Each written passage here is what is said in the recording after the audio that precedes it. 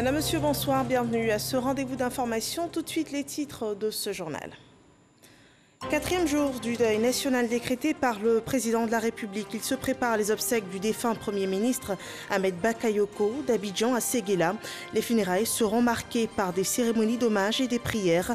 On fera le point dans ce journal. La reprise effective du service national à Korogo, 216 jeunes Ivoiriens sont instruits sur le service civique et la citoyenneté. Il constitue la première promotion de cette initiative, le service national des jeunes. Et l'actualité au Mali, le chef de l'ex-junte malienne Amadou Sanogo ne sera pas jugé dans l'affaire de l'assassinat de 21 bérets rouges en 2012.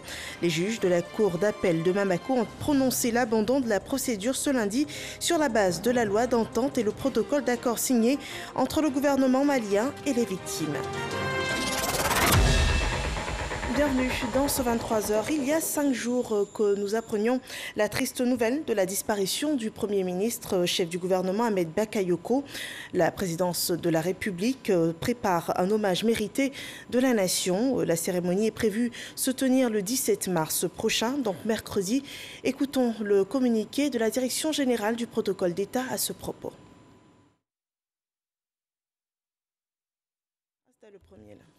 Les personnalités civiles et militaires ci-après sont conviées à la cérémonie d'hommage de la nation au Premier ministre Ahmed Bakayoko qui aura lieu le mercredi 17 mars 2021 à partir de 9h sur l'esplanade du palais de la présidence de la République. Ce sont Monsieur le ministre d'État, Premier ministre par intérim, Monsieur le président de l'Assemblée nationale, Mesdames et Messieurs les présidents des institutions, Messieurs les anciens premiers ministres et anciens présidents d'institutions, Mesdames et Messieurs les ministres, Monsieur le directeur de cabinet du Premier ministre, Madame le secrétaire général du gouvernement, Mesdames et Messieurs les secrétaires d'État, Mesdames et Messieurs les chefs de mission diplomatiques et représentants des organisations internationales, Madame et Messieurs les conseillers spéciaux à la présidence de la République, Madame et Messieurs les directeurs du cabinet des ministres à la présidence de la République, Messieurs les directeurs du cabinet adjoint du Premier ministre, Monsieur le secrétaire général adjoint du gouvernement, Monsieur le secrétaire général du ministère des Affaires étrangères, Mesdames et Messieurs les directeurs,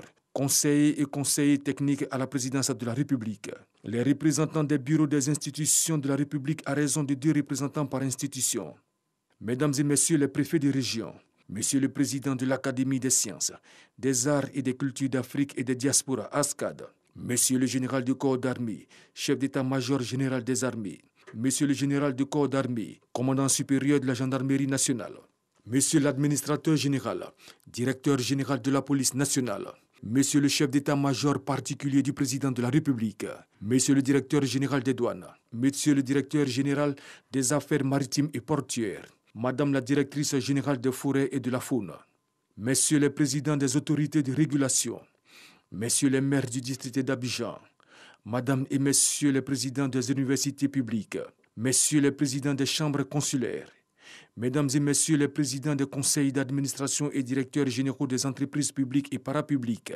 Messieurs les bâtonniers de l'ordre des avocats, Mesdames et Messieurs les présidents des ordres et organisations professionnelles, Mesdames et Messieurs les présidents, secrétaires exécutifs ou secrétaires généraux des partis politiques, Messieurs les présidents de la Confédération générale des entreprises de Côte d'Ivoire et de la Fédération ivoirienne des petites et moyennes entreprises, Messieurs les présidents et secrétaires généraux des centrales syndicales, IGTCI, Dignité, FESACI, UNATCI, Humanisme, 5 membres du directoire de la Chambre nationale des rois et chefs traditionnels, Monsieur le Président et 5 membres du Forum des confessions religieuses, Monsieur le Président et 5 membres du Conseil supérieur des imams, COSIM, 10 représentants des organisations de la société civile, la Fédération nationale des commerçants de Côte d'Ivoire, Mesdames et Messieurs les représentants des mouvements et organisations de jeunesse. Carte d'accès obligatoire à retirer à la Direction générale du protocole d'État, ministère des Affaires étrangères, le mardi 16 mars 2021 à partir de 7h30. La mise en place sur l'esplanade du palais présidentiel débutera à 7h00 et prendra fin à 8h30, horaire de rigueur. Abidjan, le lundi 15 mars 2021, le directeur général du protocole d'État, Hippolyte. Et toujours sur les obsèques du Premier ministre, les cérémonies de présentation de compassion se sont ouvertes ce jour. Une délégation conjointe du gouvernement et de la présidence de la République présentait ce jour les condoléances à la famille Bakayoko éprouvée par la disparition de l'un des leurs, le défunt Premier ministre Ahmed Bakayoko. La délégation fut conduite par le ministre d'État, chef du gouvernement par intérim, Patrick Hachi.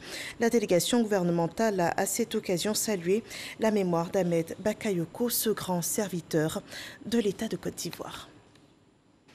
Un livre de condoléances s'est ouvert à la primature pour rendre hommage au défunt Premier ministre. Ce 15 mars 2021, des ambassadeurs et des chefs d'organisations internationales accrédités en Côte d'Ivoire ont salué la mémoire d'un chef, d'un ami, d'un partenaire et d'un grand homme d'État. Le doyen du corps diplomatique, le nonce apostolique, Monseigneur Paolo Borgia, a salué le professionnalisme, l'esprit d'ouverture et la grande générosité de l'illustre disparu. Il a aussi exprimé sa tristesse et celle du Saint-Siège au président Alassane Ouattara et au peuple ivoirien. La jeunesse de Côte d'Ivoire avait fait du défunt Premier ministre son modèle. À cette icône, elle souhaite rendre un grand hommage, une volonté à laquelle se joignent des artistes chanteurs de renom. Il se prépare donc un grand concert. Une conférence de presse a été animée ce jour à ce propos par les ministres Adama Bictogo et Mamadou Touré. Le rapport de Moussa Konaté. Il était un modèle pour la jeunesse et un soutien pour le monde culturel. Ahmed Bakayoko aura marqué les esprits de par sa proximité et sa générosité. La jeunesse et les artistes vont lui rendre hommage ce mercredi au stade de Bempi à Anyama. C'est pour nous l'occasion de lui témoigner notre amour et de lui rendre le peu du trop qu'il nous a donné. Car c'est un grand mécène de la culture ivoirienne. C'est aussi un père des artistes ivoiriens. Et il ne pouvait pas nous dire au revoir sans que nous nous manifestions. Et je pense que ce mercredi sera l'occasion pour tous les artistes de Côte d'Ivoire de lui témoigner leur amitié. Nous avons une soixantaine d'artistes locaux et nous avons des artistes qui viennent donc de l'international. Nous avons Kofi Olomide, nous avons Tadjou, nous avons Maître James, nous avons Végétouine, nous avons Fanny Poupa et nous avons l'artiste Siki Diabaté. Bien évidemment, quelqu'un comme Youssou N'Dour, qui est frappé par un deuil qui ne pourra pas venir, mais va essayer d'intervenir depuis donc, le Sénégal. Et nous attendons donc dans les prochaines heures les autres confirmations d'artistes qui confirment leur présence. Ce grand rendez-vous de reconnaissance au chef du gouvernement sera aussi marqué par la présence de l'ensemble de la classe politique ivoirienne. Il y aura des interventions de la classe politique. Il n'y aura pas que le RHDP qui va s'exprimer. Il y aura donc les partis frères, quelques membres de la société civile.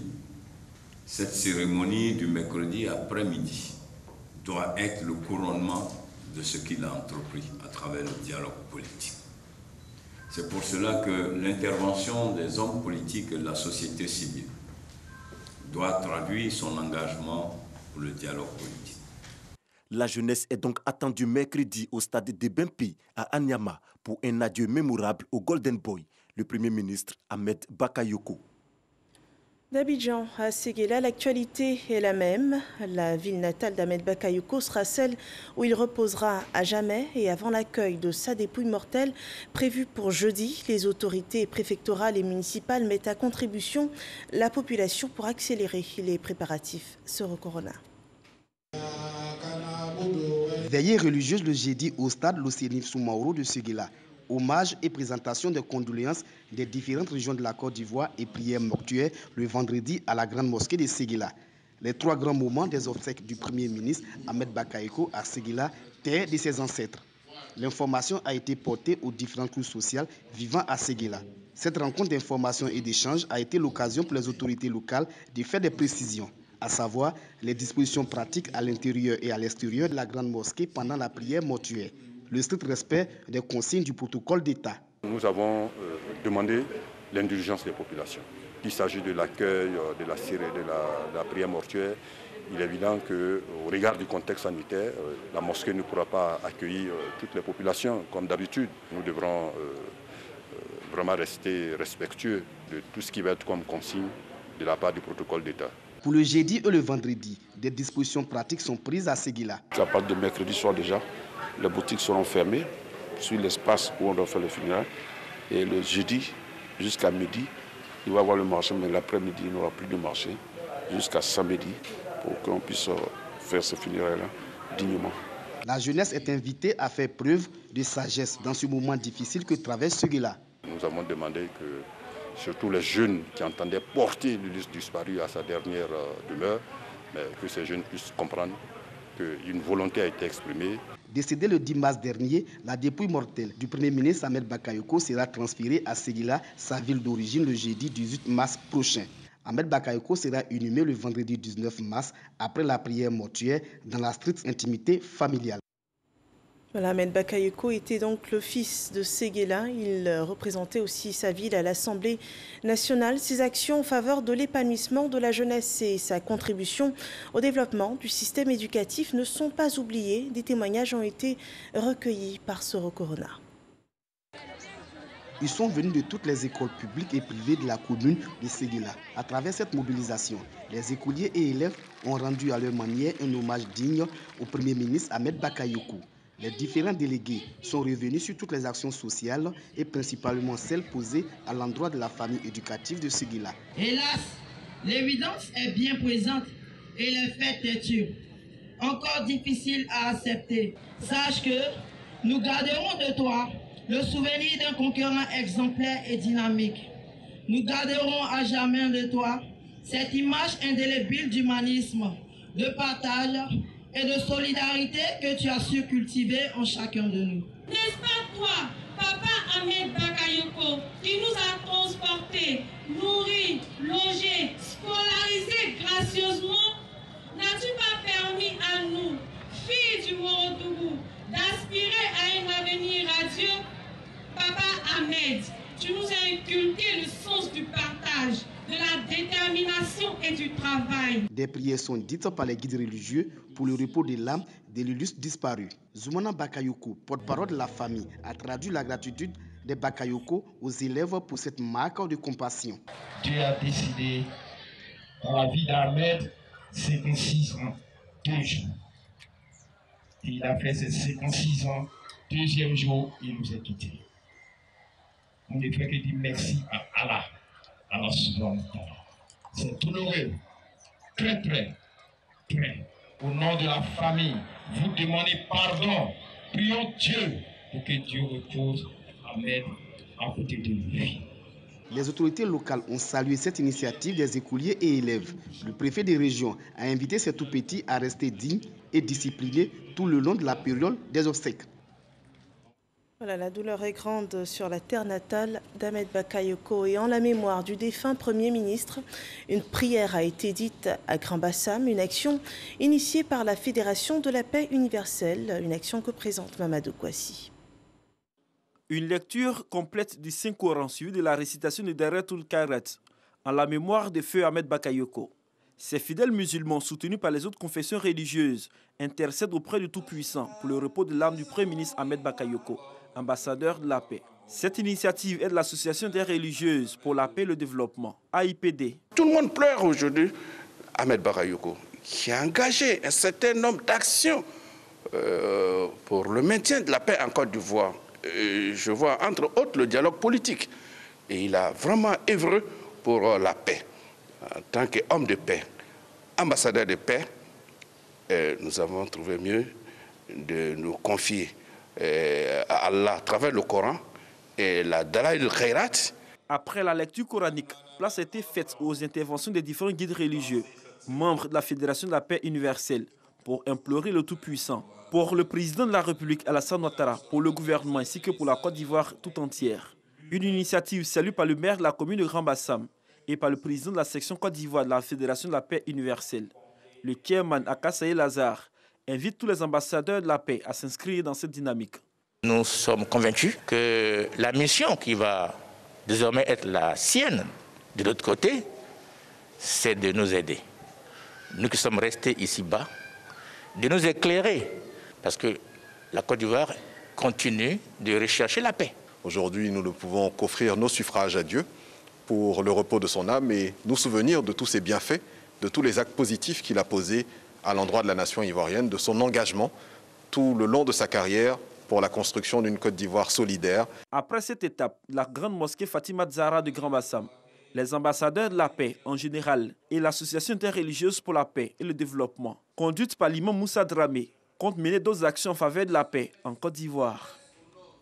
Voilà des prières et pensées pieuses pour soutenir cette période de préparatifs des obsèques du défunt Premier ministre décédé le 10 mars dernier en Allemagne. Nous reviendrons sur cette actualité dans nos prochains journaux. À présent, le point de la situation sanitaire.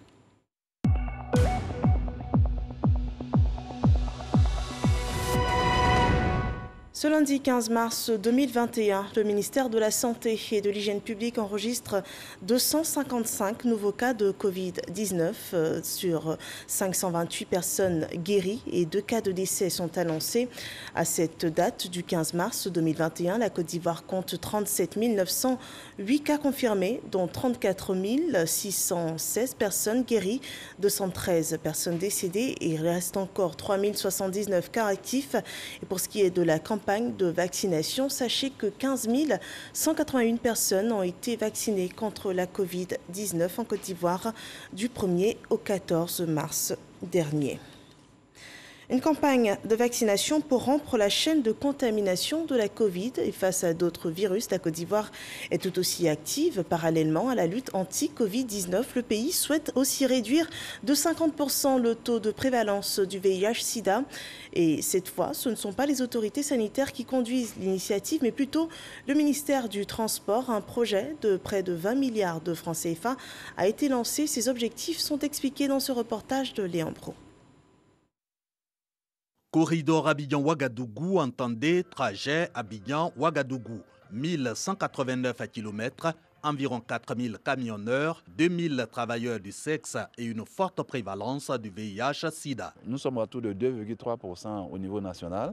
Donc il faut se retrouver entre 8 et 10% de prévalence sur ces différents corridors-là. Le manque d'information, le manque de moyens de prévention, la non-utilisation des moyens de prévention, l'activité intense des travailleurs du sexe sur ces différents corridors augmente la prévalence de VIH sur ces différents axes-là. Le corridor Abidjan-Ouagadougou aussi un levier de l'économie des deux pays avec pour le Burkina Faso par exemple au moins 35% du transit global à partir du port autonome d'Abidjan. Comment alors maintenir la place de cette route malgré le VIH-Sida? La réponse des ministères du Transport et de la Santé, c'est le PAMOSET, le projet d'appui à la modernisation du secteur des transports. 6 mois pour améliorer l'environnement social du transport et du commerce le long du corridor Abidjan-Ouagadougou avec l'appui technique de l'organisation du corridor Abidjan-Lagos. Nous allons travailler sur place avec des ONG telles que l'AIMAS qui est outillé dans le marketing social, les hôpitaux généraux, les centres de santé, les ONG qui travaillent avec les camionneurs le long de la route. De telle sorte que le camionneur ait l'information juste pour se protéger.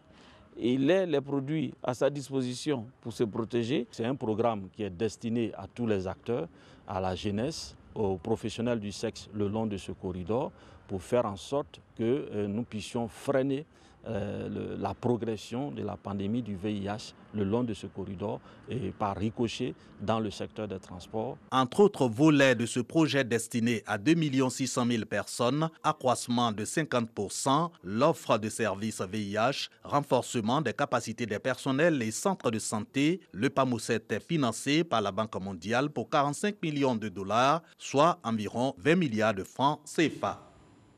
Le secteur du transport au service du secteur de la santé qui est engagé à stopper la circulation des médicaments illicites sur le territoire national.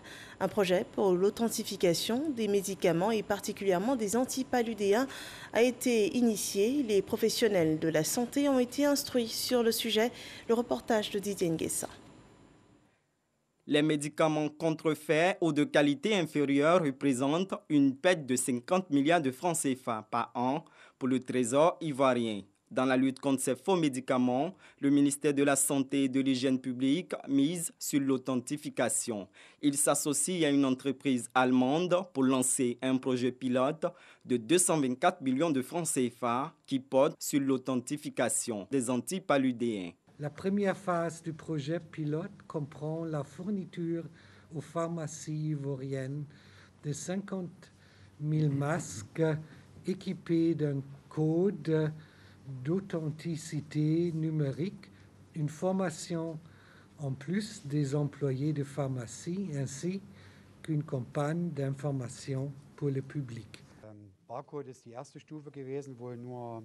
Le grand avantage de cette technologie, c'est qu'elle est, à part des médicaments, elle est applicable à tous les produits disponibles. On peut le voir, par exemple, même dans les produits de l'aéronautique. La première fois qu'on l'applique sur les médicaments, c'est ce projet en Côte d'Ivoire, ce qui permet à la Côte d'Ivoire d'être dans l'avant-garde.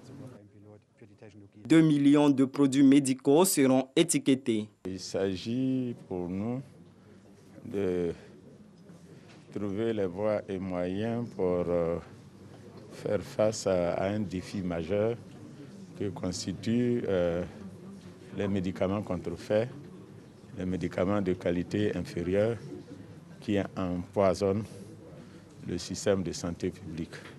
Le ministère de la Santé est donc ouvert à toute solution. Les faux médicaments causent 116 000 morts par an dans le monde. Voilà un autre sujet d'intérêt, la reprise effective du service national des jeunes. 216 jeunes Ivoiriens sont formés à Korogo sur les valeurs de la citoyenneté et à Mississoko rend compte de la rentrée officielle. Nous devons vivre ensemble, partager l'amour, la paix, la cohésion sociale. 216 jeunes Ivoiriens issus de 108 départements du pays en formation à Korogo sur les valeurs relatives au civisme. C'est la toute première promotion du service national des jeunes, SNJ, constitué de jeunes volontaires. Pendant 2 mois, ils seront outillés sur les valeurs civiques et citoyennes, la connaissance des us et coutumes, également sur le respect des institutions et des personnes qui les incarnent et sur la promotion de la cohésion sociale. Nous prenons l'engagement ce jour de faire bon usage de tout ce que nous allons apprendre. Nous souhaitons que ce merveilleux projet s'étende à tous les jeunes Ivoiriens afin de favoriser davantage la culture de la paix, du civisme et de l'engagement communautaire en Côte d'Ivoire. Le service national des jeunes est un dispositif qui vise l'encadrement des jeunes leaders volontaires de 18 à 35 ans pour une durée de 12 mois. Pour le secrétariat d'État chargé du civisme, ce projet vise à apporter une réponse idoine à la problématique de l'incivisme et de la vulnérabilité des jeunes. Face à la problématique de l'incivisme des jeunes, nous avons l'impérieux devoir d'apporter des réponses concrètes, intégrées et durables. C'est donc conscient de ces situations que le gouvernement, à travers la mise en œuvre effective du service national jeune en Côte d'Ivoire, qui contribuera, j'en suis persuadé, à l'avènement d'un Ivoirien nouveau, ayant le pied dans la tradition et la tête dans la modernité. Après 2 mois en internat, ces jeunes de la première promotion du service national des jeunes retourneront dans leur département d'origine. Pendant 10 mois, ils seront mis en mission pour des travaux d'intérêt communautaire sous la supervision des préfets. Ils recevront des attestations, une reconnaissance de l'État à leur endroit pour leur engagement citoyen. Un engagement louable. Le secteur du foncier rural communique ses chiffres. À ce jour, le projet d'amélioration et de mise en œuvre de la politique foncière rurale en Côte d'Ivoire aura enregistré 33 880 intentions sur une prévision de 16 000 demandes attendues. Un bon résultat qui n'ôte pas à l'activité ces difficultés qui sont exposées ici par Dangui Dangui. Le projet d'amélioration et de mise en œuvre de la politique foncière de Côte d'Ivoire, PAMOFOR, a enregistré quelques réalisations notables. Entre autres, la délivrance de 7 176 certificats fonciers représentant une surface de 581 986 hectares sur les 23 millions d'hectares qui constituent le domaine foncier rural ivoirien. selon l'agence foncière rurale. Toutefois, la poursuite du projet soulève de nombreux défis. Des villages ont disparu par des migrations, des villages ont été créés, des campements dans des forêts classées, des villages se sont déplacés vers des routes ou des autoroutes, prenant des emprises sur certaines voies, sur le tracé de certaines lignes électriques. Des villages sont regroupés spontanément. Face à ces défis, des représentants de 55 structures concernées par la problématique du foncier rural se sont réunis dans le cadre d'un atelier de réflexion et de partage d'expériences en vue de parvenir à des résolutions concrètes et à une feuille de route dont la mise en œuvre devrait être à la hauteur des enjeux du projet PAMOFOR. Chaque bout de terre doit avoir son papier. Ça doit être un secteur foncier ou un contrat. Et comme ça, le vivre ensemble sera assuré. On doit placer la Côte d'Ivoire sans délimitation des villages, sans délimitation des terres. Le projet PAMOFOR permet de dérouler 5 processus dans chaque village, notamment la clarification foncière, la consolidation des dispositifs de gestion foncière et la délivrance de certificats fonciers aux détenteurs de droits fonciers et exploitants agricoles. Dans le domaine des marchés publics, les auditeurs et inspecteurs de l'Inspection générale des finances ont été instruits sur les innovations du Code des marchés publics, un renforcement de capacité conduit par l'Autorité nationale de régulation des marchés publics. On voit cela avec Didier Nguessan. Connaître les innovations du Code des marchés publics pour mieux conduire les missions d'audit. Les auditeurs de l'Inspection générale des finances, IGF, renforcent leurs capacités auprès de l'Autorité nationale de régulation des marchés publics, ANRMP. L'Inspection générale des finances est particulièrement intéressée par les questions liées à la méthodologie des audits et au dispositif de mise en œuvre des audits, et plus particulièrement en ce qui concerne les projets cofinancés pour lesquels elle a une grande mission. Acteur important de la commande publique, l'Inspection générale des finances évalue, entre autres, les procédures administratives et de gestion des établissements publics nationaux, des sociétés d'État et des sociétés à participation financière publique. Il faut donc minimiser les déperditions de temps et les vices de procédure. À ce jour, l'IGF compte dans son portefeuille une vingtaine de projets cofinancés par la Banque mondiale. Et donc, vous comprenez la nécessité pour Monsieur l'inspecteur général des finances de solliciter le renforcement des capacités de son personnel, spécifiquement des inspecteurs des finances et des auditeurs. Cette session de formation n'est pas la dernière, compte tenu justement de l'évolution de cette matière et de l'importance des marchés publics dans le cadre de la bonne gouvernance.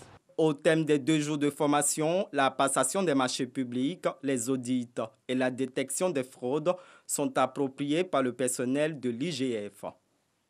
Voyons à présent ce partenariat entre la Marine nationale et l'Académie de la mer. Ils formalisent leur collaboration par une convention de partenariat qui vise à consolider leur collaboration dans le cadre des recommandations de la stratégie nationale de l'action de l'État en mer et les domaines de la formation et l'appui technique. Abou Sanogo nous en dit davantage.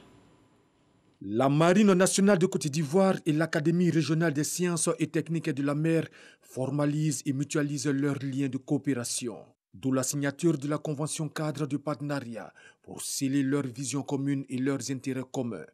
Nous voulons bien profiter vraiment de votre expérience, votre expertise, de vos infrastructures pour la formation de notre personnel au niveau du contenu du Caracor cadre. Ce partenariat va donc nous amener à fédérer davantage les capacités de nos 2 institutions en vue d'outiller chacun pour la mise en œuvre de sa stratégie de développement et, in fine, accompagner le gouvernement dans son programme de développement. La convention signée vise des objectifs spécifiques dans les domaines de la formation, avec le renforcement des capacités des personnels de la Marine nationale par l'Académie régionale des sciences et techniques de la mer, la formation pratique des élèves et auditeurs de l'Académie régionale des sciences et techniques de la mer au sein des structures ou sur les installations, ateliers, vecteurs et engins nautiques de la Marine nationale. La mise en place d'un cadre de recrutement des diplômés de l'Académie régionale des sciences et techniques de la mer au profit de la Marine nationale. Le recrutement du personnel de la Marine nationale comme instructeur et encadreur à l'Académie régionale des sciences et techniques de la mer. L'autorisation d'accès aux navires engins et installation de la Marine nationale pour les stages et travaux pratiques des élèves et des auditeurs de l'Académie régionale des sciences et techniques de la mer et l'autorisation d'accès des personnels de la Marine nationale aux installations et infrastructures de l'Académie régionale des sciences et techniques de la mer. Nous voyons à présent l'information hors de chez nous. Au Mali, ce lundi, la cour d'assises de Bamako a mis un terme au procès de l'ex-putschiste Amadou Sanogo sans verdict. Le chef de l'ex-junte malienne et meneur d'un coup d'État en 2012 ne sera pas jugé pour l'enlèvement et l'assassinat de 21 bérets rouges. Un procès sans verdict dont les accusés auront bénéficié de la loi d'entente et le protocole d'accord signé entre le gouvernement malien et les victimes. Cette convention permet aux familles et proches des victimes d'être indemnisées.